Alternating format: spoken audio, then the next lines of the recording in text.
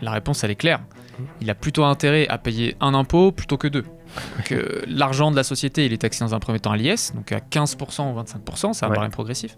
Et ensuite, cet argent, s'il veut le sortir sous forme de dividende, il faut qu'il prévoie 30% de fiscalité supplémentaire.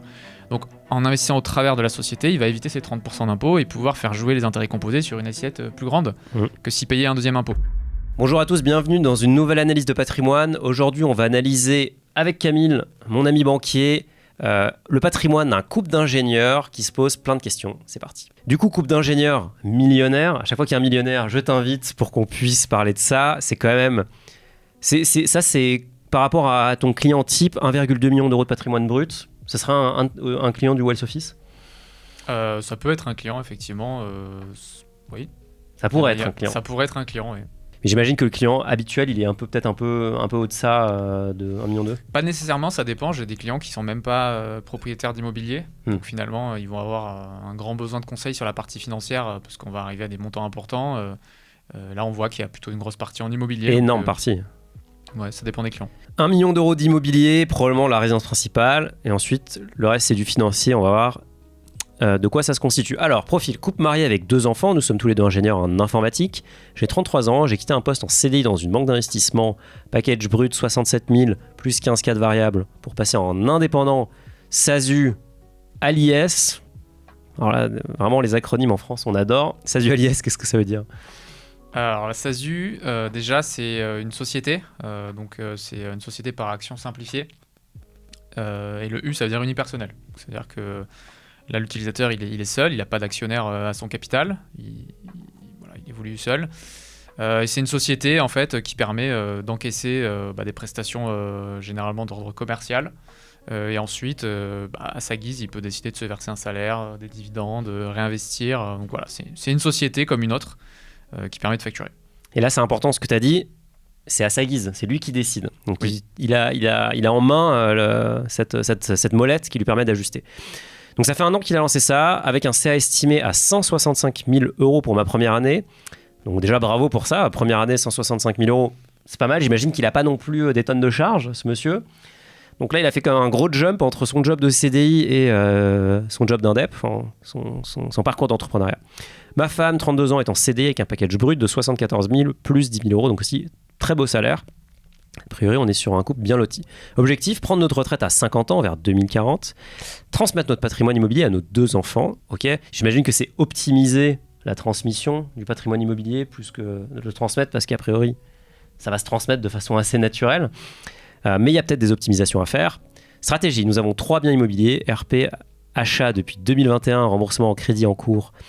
Remboursement du crédit en cours, 1 800 euros plus 300 euros de charge. Ok.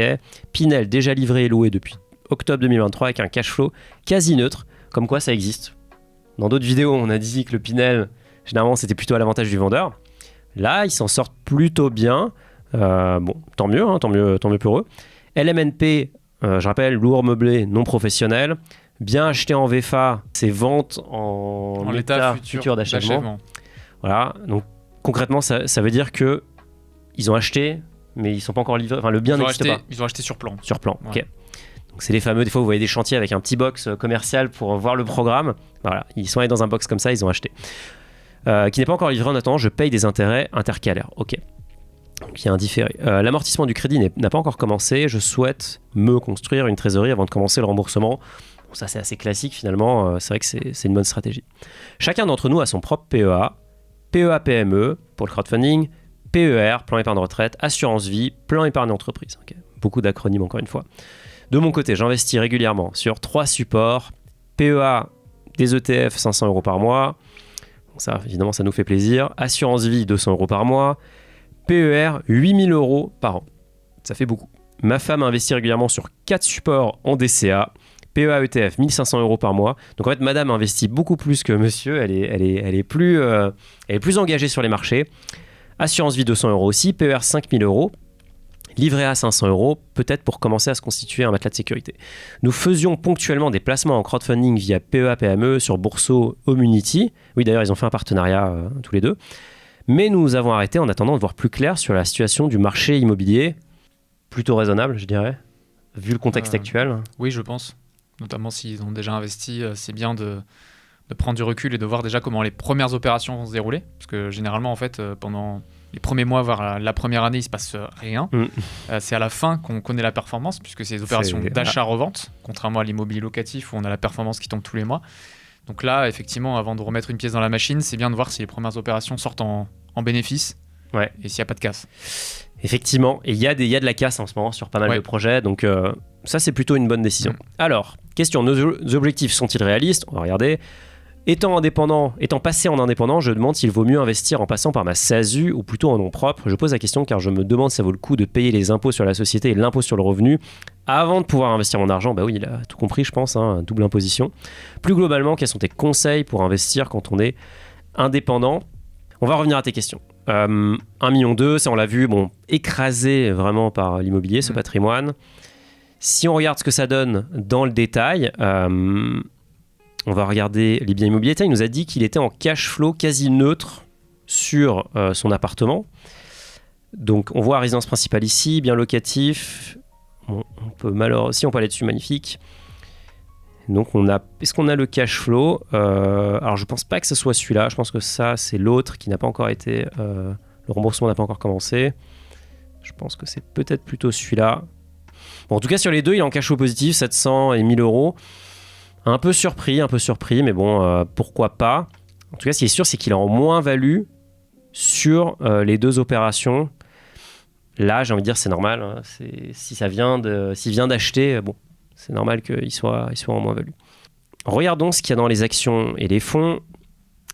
Qu'est-ce qui se passe ici dans le PEA de monsieur? Alors, il est chez Bourseau. Il a des frais vraiment très bas.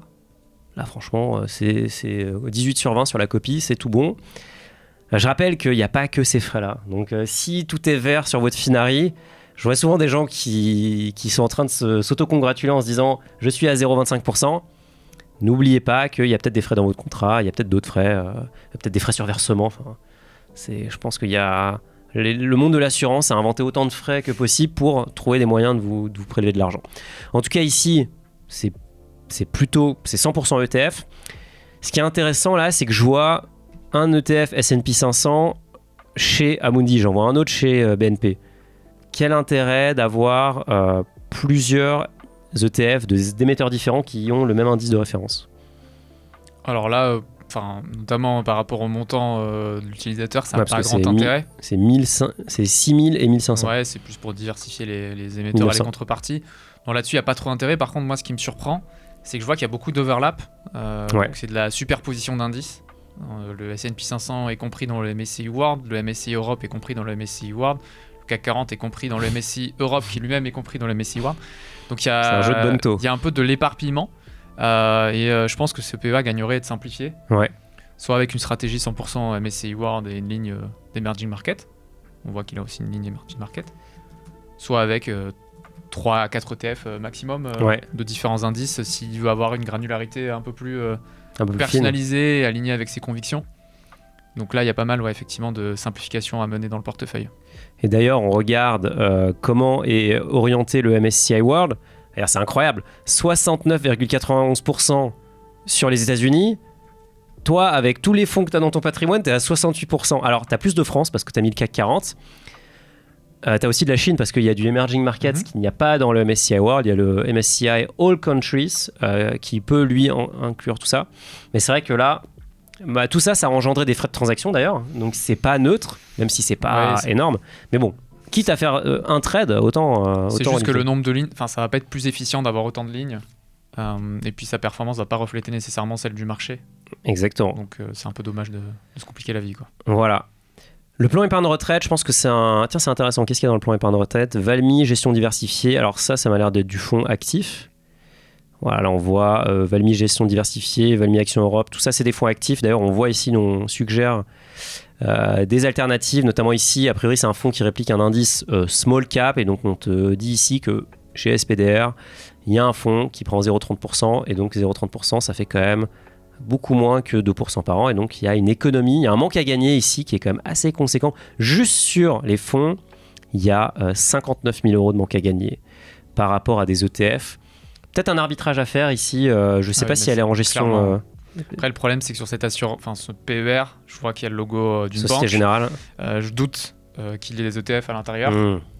Donc peut-être voir pour le transférer. C'est possible de transférer son PER via un autre assureur.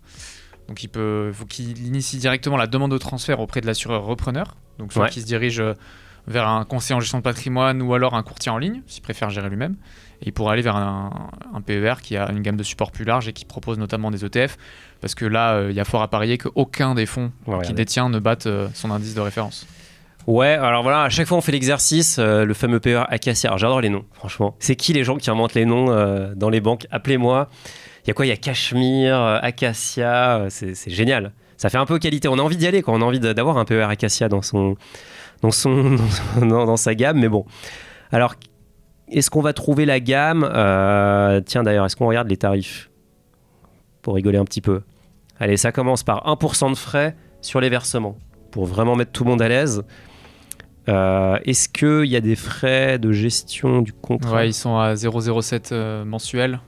Ah, mensuel. Ah, j'avais jamais vu ça. Ça, c'est intéressant comme façon de le représenter. Ça fait quoi? Ce qui fait 0,84 l'an? Ouais, c'est... Ce qui est pas choquant. C'est pas choquant. Non. Mais on a payé 1% à l'entrée quand même. Ça, je trouve ça assez choquant. Je pense que n'importe quel courtier en ligne, il fait... D'ailleurs, il y a toujours le même graphique, il y a marqué 0,000 à la suite. Parce que le frais sur versement, franchement, en 2024, pas disponible, quoi. Malheureusement, je ne crois pas qu'on voit la gamme dispo. Alors là, ils disent un large choix de support. Bon, je ne suis pas sûr qu'on ait accès à la gamme. En tout cas, tu l'as dit, ça se transfère. Contrairement à l'assurance vie, ça se transfère au sein de l'assureur, c'est un peu plus compliqué. Le PER, ça se transfère interassureur. Donc là, il y a clairement quelque chose à faire. La vraie question à se poser, et ça c'est par rapport à son profil, c'est est-ce qu'il a besoin de mettre ici 8 000 plus 5 000, 13 000 euros par an sur son PER pour, je rappelle, écraser, a priori, limiter son imposition. Parce que c'est l'avantage fiscal qui vient la chercher, sinon il mettrait dans son PEA. Alors clairement non. Je pense que c'est une habitude dont il a hérité de sa vie d'avant, quand il était en CDI. Parce que le propre d'un salarié, c'est qu'on ne peut pas moduler sa rémunération. Sur le plan fiscal, on subit sa rémunération. La rémunération est perçue, donc elle est à déclarer au fisc et on paye l'impôt dessus. Et donc quand on arrive vers des rémunérations assez élevées, on a donc le barème progressif de l'impôt qui devient de plus en plus pénalisant et qui fait qu'on perd du pouvoir d'achat. Donc, des clients qui sont réfractaires à l'impôt vont user donc de versements sur le PER pour pouvoir défalquer leur versement de leur revenu global et ainsi abaisser la pression fiscale. Ce qui a changé, c'est qu'aujourd'hui, cet utilisateur, il est indépendant. Donc, il a la possibilité de moduler sa rémunération. Ça, c'est plutôt confortable parce qu'il va pouvoir se payer à hauteur de ce qu'il a besoin pour son train de vie. Donc déjà, il faut se poser la question de est-ce que le revenu de madame ne serait pas suffisant pour couvrir une grande partie des besoins du couple. Alors, ils nous ont pas mis leur cash flow, malheureusement. Voilà. Mais là, on est sur quoi? Une famille avec 2 enfants. Je pense qu'il y a un revenu de 84 000 euros. Alors, ça dépend s'ils habitent à Paris, en province, dans une grande ville, dans une petite ville, dans un village. C'est déjà un beau salaire. Peut-être qu'en complétant un petit peu, via sa société qui, a priori, est très rentable. Effectivement, il y a quelque chose à faire. Ouais, en fait, là, ce qu'il faudrait faire s'il veut optimiser sa fiscalité, c'est plutôt en fait partir du train de vie dont ils ont besoin. Pour partir du cash flow, vraiment. Voilà, partir de leurs dépenses. Ouais. Se payer éventuellement une rémunération à hauteur de cette dépense, notamment aussi pour valider les trimestres de retraite. Donc là, il y a une petite étude à faire par rapport à ça. Et ensuite, l'excédent dont il n'a pas besoin, plutôt le réinvestir au sein de la société. Parce qu'en le sortant, finalement, il aggrave sa pression fiscale, donc il va le rebloquer dans un PER pour annuler ce revenu. En fait, il suffit de ne pas se le verser du tout. Surtout qu'il nous dit qu'il ne pas le bloquer sur le PER. Surtout qu'il nous dit qu'il veut une retraite à 50 ans. Enfin, c'est pas une retraite, c'est plutôt une indépendance financière.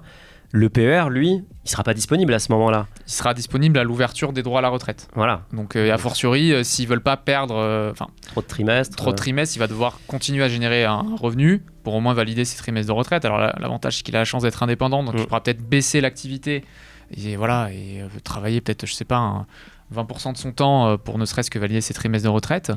Mais le PER, c'est dommage de bloquer son argent, de payer des frais de gestion.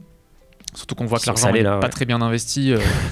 Donc voilà, il ferait mieux de finalement jouer sur sa rémunération, d'autant que plus qu'aujourd'hui en tant qu'entrepreneur, il a un arsenal d'optimisation qui sont disponibles, ce serait quoi, qu'il n'avait pas en tant que salarié. Là, si le premier truc à faire, ce serait quoi? Déjà, alors je pense que s'il est en SASU à l'IS et que ça fait qu'1 an qu'il travaille, je pense qu'il a peut-être le chômage. Je pense qu'il a peut-être l'allocation de retour à l'emploi. Il faut savoir qu'en France, on peut cumuler une activité professionnelle avec le chômage si on ne se paye pas. Donc la SASU à l'IS permet ça, on ne se paye pas, on laisse le résultat dans la société. Probablement ce qu'il fait là d'ailleurs. Peut-être, voilà, on n'a pas les infos, mais je suppose. Il peut se payer en revanche des dividendes, qui sont des revenus du capital et pas des revenus du travail, qui lui permettraient de quand même augmenter son pouvoir d'achat sans pour autant perdre des allocations chômage auxquelles il aurait pu prétendre. Ouais, parce qu'ils ont une TMI, là, le couple, il va avoir une TMI assez élevée. Alors le couple, là, il a une TMI à 30, clairement. Ouais. Il a une TMI à 30, parce que les revenus de madame passent à 30. Par contre, si monsieur, effectivement, à la fin du chômage, module sa rémunération, ils pourront peut-être basculer à la TMI à 11, ce qui serait beaucoup plus favorable, d'autant plus qu'ils ont 2 enfants, donc qui permet d'avoir des parts fiscales supplémentaires. Donc en fait, clairement, ce que peut faire l'utilisateur, c'est en fait déjà, il peut passer plein de frais sur sa société. Donc tout ce qui va être frais utiles à l'exercice de l'activité, il va pouvoir les passer sous forme de notes de frais. S'il a un véhicule qu'il utilise à titre professionnel, il va pouvoir utiliser des indemnités kilométriques qui vont être directement en fait déductibles en charge au niveau du résultat, plutôt que d'utiliser son argent perso sur lequel il a déjà payé de l'impôt. Il va pouvoir utiliser l'argent de la société. Et le fait de faire prendre en charge ses dépenses par la société, ça va être déductible des résultats. Et donc sur ces dépenses-là, il ne va pas payer d'impôt sur les sociétés. Exactement. En fait, ça aura un coût inférieur à la dépense réelle. C'est-à-dire que si ça coûte 100 de carburant et qu'il passe cette dépense sur la société, il va éviter de payer 25% d'IS. Donc en fait, ça va lui coûter que 75 pour avoir 100 € de pouvoir d'achat. La différence, elle est énorme. Je pense qu'on ne se rend pas compte, mais cumulé sur 1 an, ça fait vraiment des gains très importants. Voilà.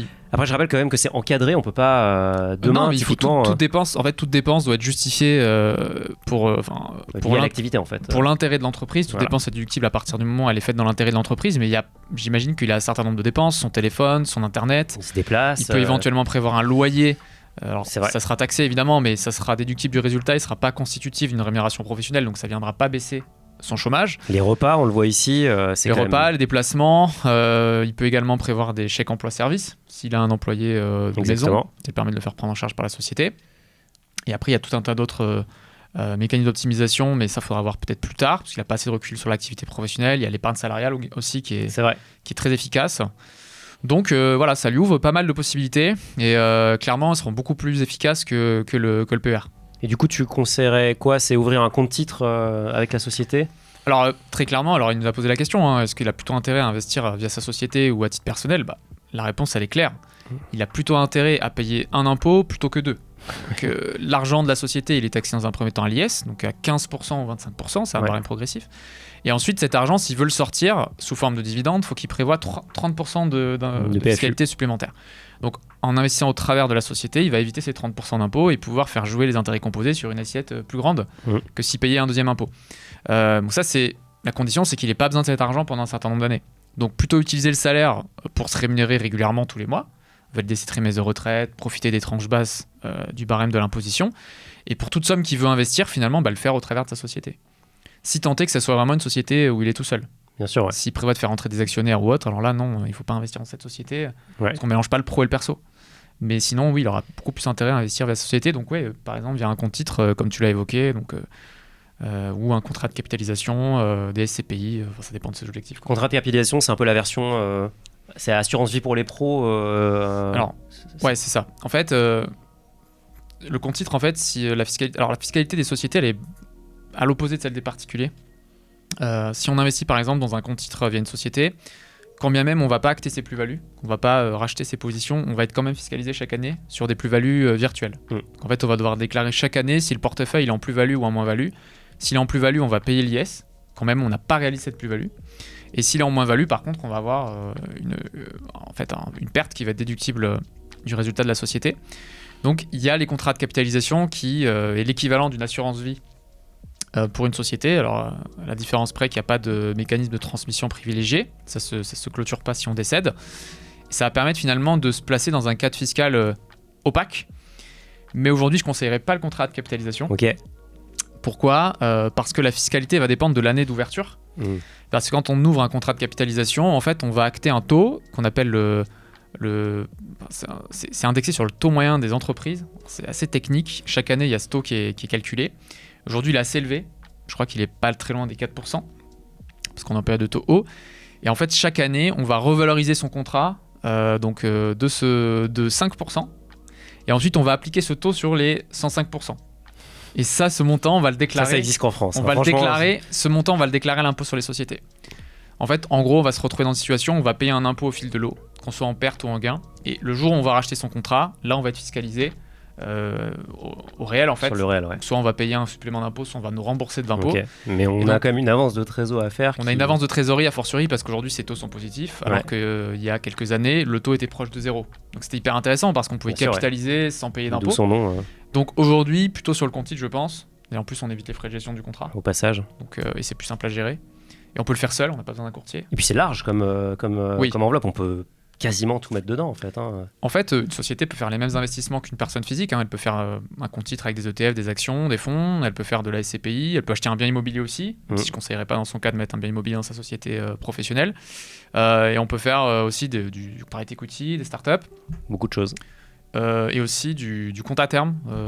Moi, je conseille toujours de dissocier la trésorerie qui est nécessaire à l'exploitation de l'entreprise ou à la rémunération future. Dans ce cas-là, on va plutôt aller sur des choses sécurisées. Compte à terme, aujourd'hui, ça paye entre 3,5% et 4% selon les banques. Pas mal. C'est plutôt pas mal. Et la trésorerie long terme, plutôt patrimoniale, là, on fait les mêmes investissements qu'on fait à titre personnel. Donc voilà, comme on l'a dit, des ETF par exemple. D'ailleurs, il y a plein de comparatifs si vous voulez voir ce que payent les comptes à terme en ce moment. Je pense qu'il faut faire jouer la concurrence. C'est un peu tout pareil. Faut juste s'assurer que ce soit quand même un établissement sérieux derrière. Mais on voit là, il y a des dépôts minimums, il y a des plafonds. Et il y a surtout des durées différentes. Voilà, et les comptes à terme sont plus rémunérateurs pour les personnes morales, pour les sociétés, que pour les personnes physiques. Complètement, ouais. Donc pour les personnes morales, en ce moment, on peut espérer 3,5 à 4%. On peut espérer à 4%. Sur une personne physique, on est plutôt autour des 3%. D'ailleurs, je peux te le dire, chez Société Générale, ils sont assez généreux. Donc, faut pas hésiter à appeler, peut-être pas pour le PER, mais pour autre chose. Les livrets, 7 000 €. Bah, du coup, en fait, c'est ce que tu disais tout à l'heure. Est-ce qu'il y a vraiment intérêt à sortir l'argent pour faire un matelas de sécurité en dehors, ou plutôt faire un matelas de sécurité à l'intérieur de la société, compte à terme, ou pas forcément bloqué d'ailleurs. Il pourrait aussi faire du monétaire, des fonds monétaires via un compte titre. Il y a plein d'options qui pourraient mettre en place ici. Pas beaucoup de cash, pas beaucoup de cash. 1 800 €, c'est quand même pas rien. Mais en tout cas, il n'y a pas de cash excessif. Et une carte de crédit, bon, ça c'est assez classique.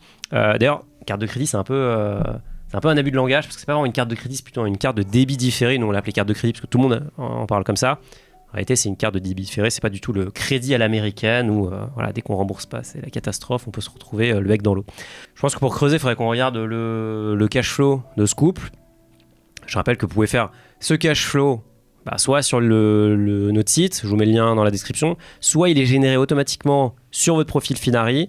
Donc là, voilà, je vous mets la petite vidéo. Ça, c'est sur web depuis quelques jours, donc ça vient de sortir, c'est tout chaud, ça sort du four. Et ça vous permet d'avoir ce fameux diagramme de flux automatiquement mis à jour en fonction de toutes vos transactions. Vous pouvez recatégoriser, enfin bref, c'est assez génial. Du coup, alors ça, on connaît déjà les données à l'entrée, donc ça nous fait comme un beau budget. Tiens, derrière, il y a les loyers aussi, on en parlait tout à l'heure. À la sortie, d'ailleurs, on voit qu'il y a de l'argent en surplus. Les investissements mensuels, donc ça, en fait, on pourrait se dire que les investissements mensuels de monsieur, déjà, ils se passeront plus par là, puisqu'ils passeront dans la société, donc il n'y aura même plus besoin de sortir cette part de revenus-là, je pense. C'est à voir, il faut faire le calcul. Alors, moi, j'ai plutôt tendance à conseiller de sortir l'argent via les salaires à hauteur de ce qu'il faut pour la retraite et aussi pour profiter des tranches basses du barème de l'impôt. Et pour couvrir les coûts quotidiens, quoi. Exactement, parce qu'on n'a pas le régime matrimonial, mais s'ils sont mariés après, ouais. Ouais, mais s'ils sont pas en communauté, et qu'ils sont en séparation, il faut que chacun contribue sur ses données personnelles au train de vie du foyer. Ouais. Donc, il pourrait pas compter sur les revenus de madame pour cela. Sinon ça serait pas très juste. Donc c'est à voir comment ils répartissent tout ça. Mais effectivement, oui, je pense qu'il y a une part d'investissement personnel de monsieur à réduire et à faire au sein de la société plutôt. Et du coup, un bon point de départ, bon, évidemment, toute la partie logement, en fait, c'est remboursement RP, tout ce qui est lié à son parc immobilier, qui est quand même assez conséquent, il y a plus d'1 million €. Vie quotidienne, au final, ce que tu disais tout à l'heure, c'est 2 900 € par mois. Madame gagne plus de 85 000 €. Ouais, brut. Brut.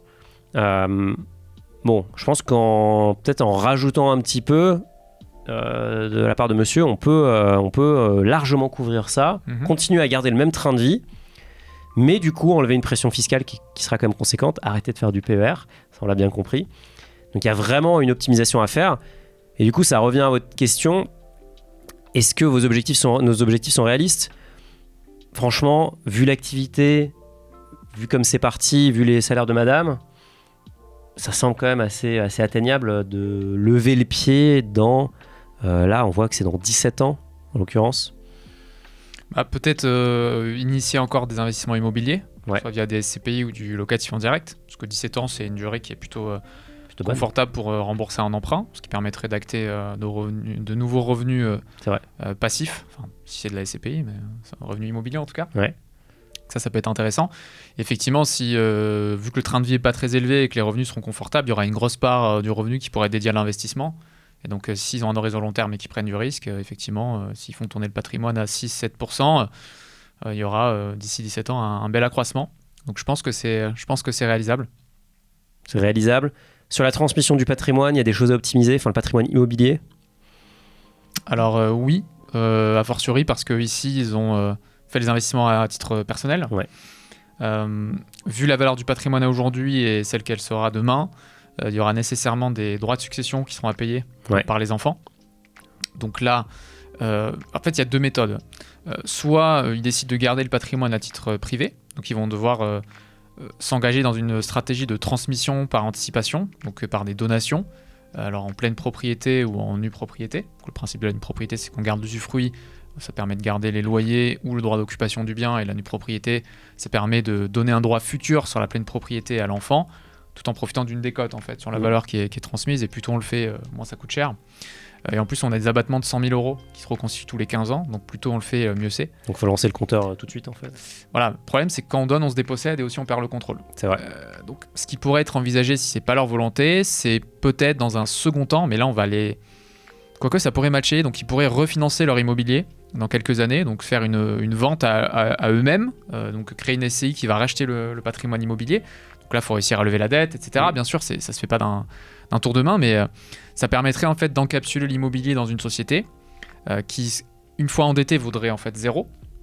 À ce moment-là, transmettre les parts de la société aux enfants, donc pour une valorisation nulle et donc des droits de mutation à titre gratuit de 0. Et la valeur des biens immobiliers qui aura été récupérée à titre personnel pourrait être mise au travail sur de la bourse, encore de l'immobilier via de la SCPI, que sais-je, pour générer les rentes. Et au moins l'immobilier, il sera dans la société et on pourra beaucoup mieux organiser la transmission, les relations entre les associés. Et on pourra avoir ce mécanisme de transmission sans pour autant perdre le contrôle. Parce que je le rappelle, dans une société, on définit ses propres règles de fonctionnement. On peut séparer l'avoir du pouvoir. Alors qu'à titre personnel, quand on donne, on se dépossède et on perd la main. Donc à voir comment ils pourraient conjuguer ça. Et après, sinon, une très bonne façon de transmettre l'immobilier, en fait, c'est de vendre son immobilier. Ça marche très bien. C'est de financiariser le patrimoine, puisqu'en fait, l'immobilier, c'est très difficile on ne peut pas le morceler. Il peut y avoir des intérêts divergents sur les différents héritiers. Il y en a un qui veut vendre, il y en a un qui veut des revenus, il y en a un qui veut de la plus-value. Il y en a un qui veut financer le lancement de sa boîte. Il y en a un qui est jeune, il y en a un qui est plus âgé. Il y en a un qui veut faire des travaux, il y en a un qui ne veut pas les faire. Donc c'est beaucoup de querelles, beaucoup de complications en fait. Alors que le financier, ça se transmet très facilement, chacun est indépendant.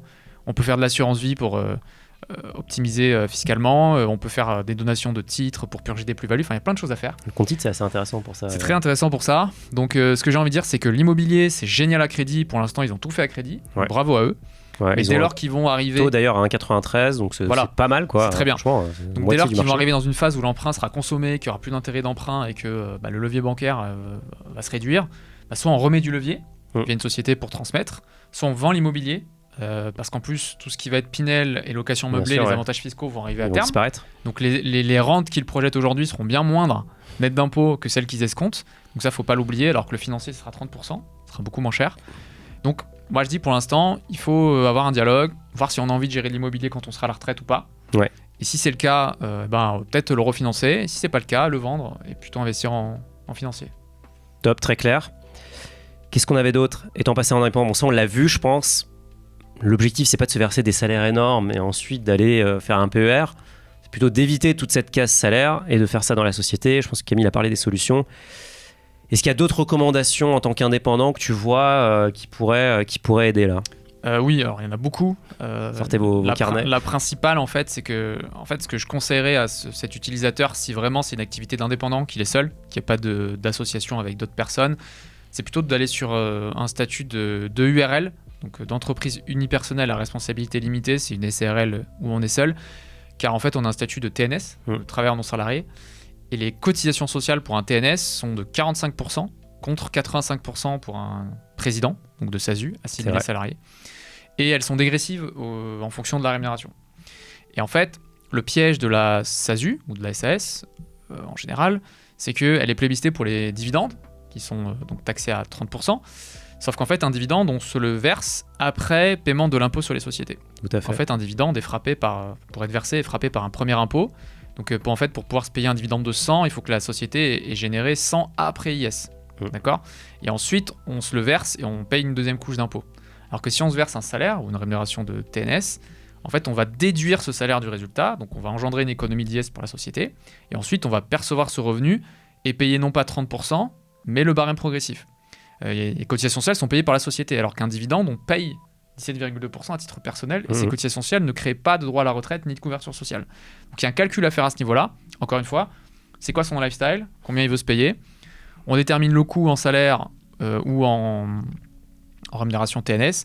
Plus la rémunération est importante, plus le TNS va être intéressant. Par contre, s'il veut un tout petit salaire, le SMIC, il peut rester en SASU, il n'y aura pas une grosse différence. Donc ça serait un conseil que je lui donnerais, c'est faire le point sur combien il veut se rémunérer, arbitrer entre SAS et URL. Il y a un simulateur très bien fait de l'URSSAF qui propose en 2 clics ce comparatif. Parce qu'en fait, souvent, la SASU, c'est plébiscité par ceux qui bénéficient du chômage, parce que si on ne se paye pas, on n'a pas de charge. Alors qu'avec une URL, il aurait dû payer 1 300 € de forfait en l'absence de salaire. Ouais. Donc là, le switch qu'il pourrait faire, c'est plutôt garder la SASU s'il a le chômage, et une fois qu'il veut se verser des revenus et qu'il n'a plus le chômage, transiter vers une URL. Trop bien. Le simulateur, il est là. C'est vrai qu'il est assez bien fait. Et puis surtout, c'est l'URSSAF, donc c'est un simulateur officiel a priori. Donc plein d'optimisations à faire. En tout cas, bravo déjà d'avoir lancé ton activité et de faire un aussi beau chiffre d'affaires. Maintenant, tu passes dans la phase la plus intéressante, c'est-à-dire faut optimiser. Bon, ça, a priori, tu vas y arriver, je me fais aucun doute. Camille t'a donné plein de pistes. J'espère que ça t'a aidé, j'espère que ça vous a aidé aussi, que ça vous a inspiré peut-être à quitter votre job et à lancer votre boîte. Peut-être que vous pouvez gagner 2 fois plus en lançant votre boîte et peut-être même en vendant des prestations à votre ancien employeur. Alors, pas les salariés Finari, restez chez Finari, mais les autres, quittez votre boîte et lancez-vous. Si vous voulez que j'analyse votre patrimoine et que je le fasse avec Camille, vous postulez, le lien est dans la description, je fais une analyse comme celle-ci tous les dimanches. Je vous souhaite des bons investissements et je vous dis à très vite. Salut.